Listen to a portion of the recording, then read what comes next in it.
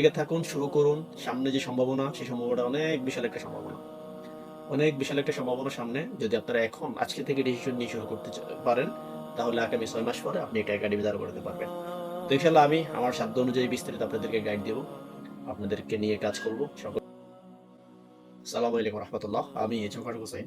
আজকে অত্যন্ত গুরুত্বপূর্ণ একটা বিষয় নিয়ে কথা বলব। তো সেই বিষয়টি আশা করি সকলেরই কাজে আসবে, উপকারে আসবে।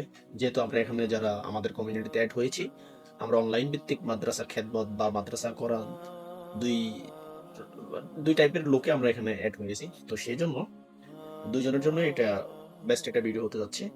আশা করি আপনারা সকলে পরিপূর্ণ ভিডিওটা দেখবেন এবং বুঝবেন। তো আজকে আমি বেসিক্যালি যে বিষয় নিয়ে কথা বলবো সেটি হচ্ছে অফলাইন বনাম অনলাইন মাদ্রাসা।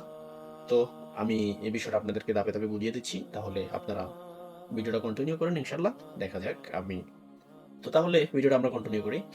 এখানে দেখতে পাচ্ছেন অনলাইন বনাম অফলাইন, অনলাইন বনাম অফলাইন মাদ্রাসা কোনটি আপনার জন্য সেরা?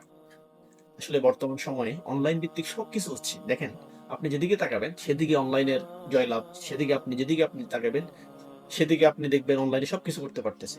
তো আমার কথা হচ্ছে, অনলাইনে যদি সবকিছু হয় তাহলে কোরআন কেন নয়? কোরআন কেন পিছিয়ে থাকবে?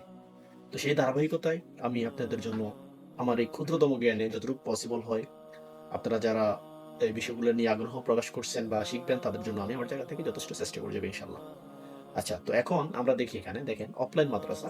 আমরা যারা বর্তমানে এনালগ পদ্ধতিতে মাদ্রাসায় খেদমতে আছি, মাদ্রাসার পাশাপাশি আমরা অনলাইনে করতে চাচ্ছি, তাদের জন্য এই রোড ম্যাপটা দেখলে অনেক কিছু বুঝতে পারবেন। তো দেখেন, অফলাইন মাদ্রাসায় শুধু আপনি আশেপাশের ছাত্র পাবেন। এখানে দূরবর্তী কোনো ছাত্র আপনার কাছে আসবে না।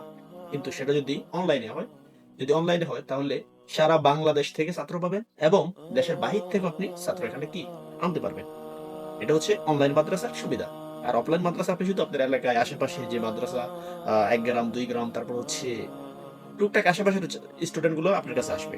আর অনলাইনে হলে সারা বাংলাদেশ এবং কি দেশের বাইরের স্টুডেন্ট আপনি পড়াতে পারবেন ঘরে বসেই। তো আমরা দ্বিতীয় বিষয়টা যদি দেখি, তো আমরা যদি দ্বিতীয় বিষয়টা দেখি সেটা হচ্ছে, আমরা যদি অফলাইন মাদ্রাসা চালাই সেই ক্ষেত্রে আমাদের ঘর ভাড়া ও মাদ্রাসা, একটা ঘর ভাড়া লাগবে, মাদ্রাসা লাগবে, তারপর হচ্ছে রুম লাগবে, সবকিছু মানে এখানে আনুষঙ্গিক একটা ব্যাপার স্যাপার থাকে। আমরা যদি সেটা অনলাইনে চলে যাই তাহলে আমরা এখানে শুধু একটা ল্যাপটপ হলেই চলবে, কানেকশন, নেট কানেকশন আর একটা ল্যাপটপ হলে আপনি ঘরে বসেই আপনি কি আহ, পড়াতে পারতেছেন। আপনি মাদ্রাসার যে কার্যক্রমগুলো আছে অনলাইনে আপনি করতে পারতেছেন। তো এটা হচ্ছে অনলাইন একটা প্লাস পয়েন্ট।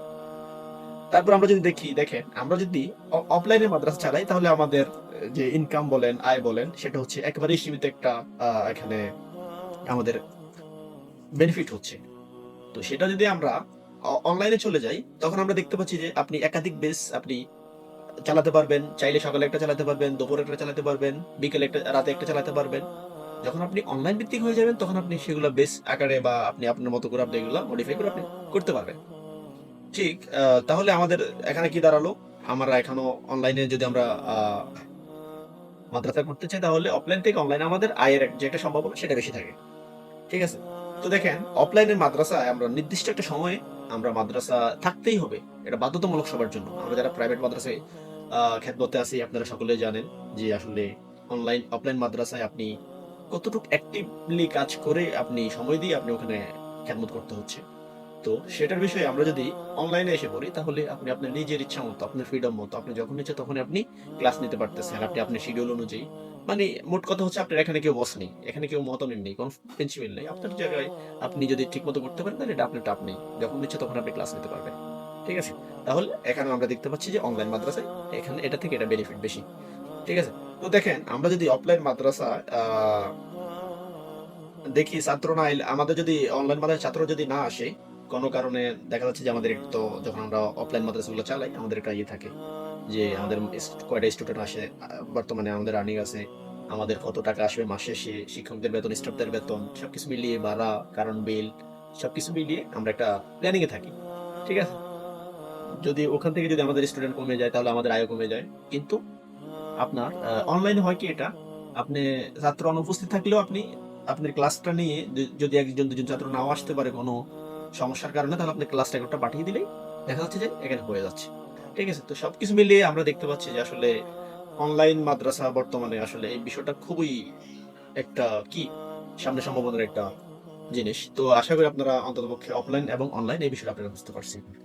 এখন যদি আমরা একটু নিচে যাই, তাহলে আমরা যদি একটু নিচে যাই তাহলে দেখতে পাবো এখানে অনলাইনে কত আয় করা সম্ভব আসলে বেসিক্যালি। তো সেটা যদি আমরা একটু বাস্তবে হিসাব করতে যাই তাহলে আমরা এখানে দেখেন নিচে একটু যাই আমরা, এই যেখানে অনলাইনে একজন শিক্ষকের বাস্তব হিসাব সেটা হচ্ছে যদি আপনার ছাত্র সংখ্যা যদি 15 জন থাকে, একটি বেসে যদি আপনি 15 জন রাখতে পারেন, এটা আসলে ধীরে ধীরে হবে। এটা একেবারে আপনি শুরু করলে হবে ব্যাপারটা এমন না। আপনাকে সময় দিতে হবে 2 মাস, 3 মাস, 5 মাস, 7 মাস, 10 মাস।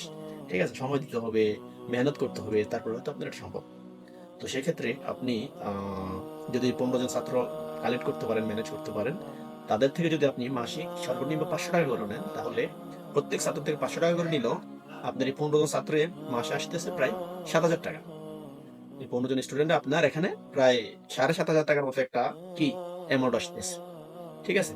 এরকম ভাবে আপনি যখন মাদ্রাসাটা আস্তে আস্তে বড় করবেন, ধীরে ধীরে বড় করবেন, তখন কি আপনার আয়টাও ধীরে ধীরে বাড়তে থাকবে।